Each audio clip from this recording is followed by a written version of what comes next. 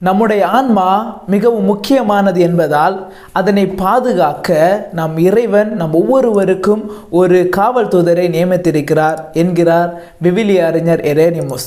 ஆம் அன்பு தோழமை உறவுகளே, இன்று நாம் தூய காவல் தூதர்களுடைய விழாவை கொண்டாடுகின்றோம். இன்றைய அந்த நற்செய்தியிலேயே நம் ஆண்டவராய் இயேசு கிறிஸ்து குழந்தையாக மாற நம்மை அழைப்பு விடுக்கின்றார். குழந்தையாக மாறுதல் என்பது மறுபடியும் தாயினுடைய வயிற்றிலிருந்து பிறப்பது கிடையாது.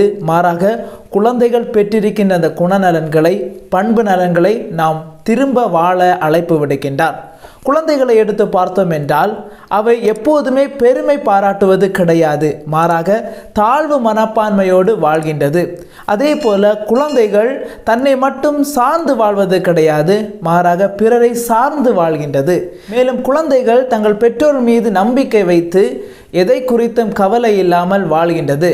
நாமும் அவ்வாறு வாழ்கின்ற பொழுது எதை குறித்தும் கவலை கொள்வதில்லை. ஏனென்றால் கடவுள் நமக்கு காவல் தூதர்களை நமக்கு தந்திருக்கின்றார். இந்த காவல் தூதர்கள் 3 முக்கியமான பணிகளில் ஈடுபடுகின்றார்கள். ஒன்று, நம்மை பாதுகாத்து காக்கின்றார்கள். அதாவது நமக்கு எந்த ஒரு தீமையும் ஏற்படாமல் நாம் எங்கெல்லாம் செல்கின்றோமோ நம்மோடு உடன் பயணித்து நம்மை பாதுகாத்து காக்கின்றார்கள்.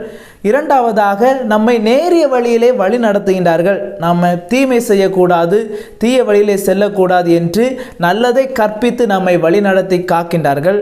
மூன்றாவதாக, நமக்காக தினந்தோறும் கடவுளிடம் பரிந்து பேசுகின்றார்கள். நம்முடைய தேவைகள், நம்முடைய வேண்டுதல்கள் அனைத்துமே நிறைவேற வேண்டி அவர்கள் நமக்காக கடவுளிடம் பரிந்து பேசி ஜெபிக்கின்றார்கள். எனவே பிரியமானவர்களே, குழந்தைகள் பெற்ற அந்த பண்பு நலன்களை நம்முடைய வாழ்க்கையிலே வாழ்ந்து கடவுளுடைய குழந்தைகளாக மாறுவோம்.